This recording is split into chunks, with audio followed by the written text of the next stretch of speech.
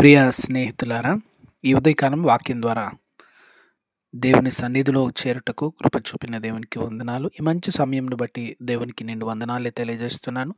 ఈ సమయంలో చేరిన మీ అందరికీ కూడా నా నిండు ఆహ్వానాన్ని తెలియజేస్తున్నాను. ప్రార్థన చేసుకుందాం. కృపా కనికరములు చూపు ప్రభువా, ఈ ఉదయం వాక్యం ద్వారా మాట్లాడుతూ మాలో ప్రతి ఒక్కరికి మీ వాక్య సందేశాన్ని అందించమని యేసు నామమున ప్రార్థిస్తున్నాం. ఆమెన్. ప్రియ స్నేహితులారా, నేటి ఉదయకాల సమయము కీర్తనల గ్రంథంలో 72వ కీర్తనను ధ్యానిస్తూ ఉన్నాం. 18వ వచనంలోని ఒక అద్భుతమైనటువంటి మాటను, ఇశ్రాయేలు దేవుడైనటువంటి ప్రభు స్తోత్రార్హుడు, ఆయన మహత్కార్యములు చేయవాడు, ఆయన మాత్రమే మహత్కార్యములు చేయవాడు. మహత్కార్యములు చేయ దేవుని నామాన్ని మనం ఈరోజు జ్ఞాపకం చేసుకుంటున్నాం. మహత్కార్యములు ఇశ్రాయేలు దేవుడు తన ప్రజల పక్షంగా మహత్కార్యములు చేసినటువంటి దేవుడు. వారు ఊహించనటువంటి కార్యములు, ఇక ముందుకు మార్గం లేదన్నప్పుడు, ఇప్పుడు అవకాశం లేదు అనుకున్న సమయంలో, ఆధారం లేదు అనుకున్నటువంటి సమయంలో వారి జీవితాల్లో అద్భుత కార్యములు చేసిన దేవుడు. బలవంతుడైనటువంటి ఫరో చేతిలో నుంచి ఎవరు విడిపించగలరు ఇశ్రాయేల్ అనుకున్నప్పుడు, బలమైన హస్తము చేత ఆయన వారిని బయటకు తీసుకొచ్చినాడు. దారి లేదు ప్రభువా, ముందుకు వెళ్ళుటకు మా పరిస్థితి ఏంటి అని వారు రోదనలో ఉన్నప్పుడు సముద్రాన్ని చీల్చి ఆరిన నేలగా చేసి నడిపించినాడు.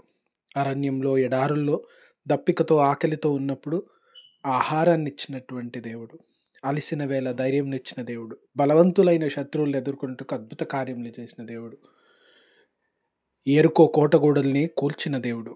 ఇవన్నీ మహత్కార్యములు, ఎన్నెన్నో మహత్కార్యములను వారు జ్ఞాపకం చేసుకుంటారు. అందుకే దావీదు తన వ్యక్తిగత జీవితంలో తాను చూసినటువంటి కార్యములు, ఒక రాజు, ఒక దేశం, ఒక సైన్యం తన వెంటబడినప్పుడు కూడా వారిని కాపాడి వారిని రాజులుగా చేసినటువంటి దేవుడు.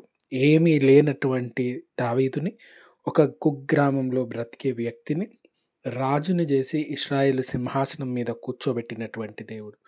అందుకే ఆయన అంటా ఉన్నాడు, ఆయన మాత్రమే మహత్కార్యములు చేయవాడు, మహత్కార్యములు చేయుటకు శక్తి కలిగిన వాడు, సహాయము చేయుటకు కృపచూపువాడు, అద్భుతములు చేయగలిగిన దేవుడు, ఆశ్చర్య కార్యములు చేయగలిగిన దేవుడు, తన ప్రజల పక్షముగా నిలిచే దేవుడు, తన ప్రజల పక్షంగా కార్యములు చేసేటువంటి దేవుడు. ఆ దేవుడు స్తుతులకు స్తోత్రార్హుడు. ఆయన స్తుతు నొందదగినటువంటి ప్రభు.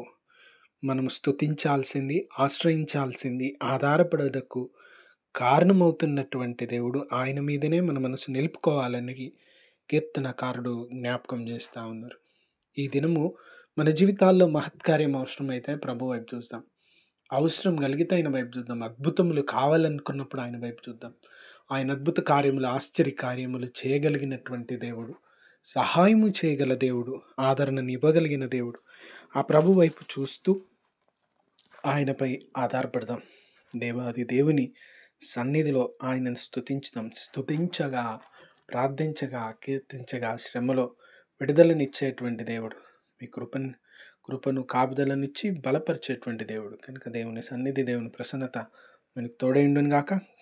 వింటున్న మీ అందరినీ, మీ కుటుంబాల్ని, సంఘాలని దేవుడు దీవించును గాక. ప్రార్థించుదాం. కనికరం గల ప్రభువా, వాక్యం ద్వారా మాట్లాడుతున్నందుకు వందనాలు.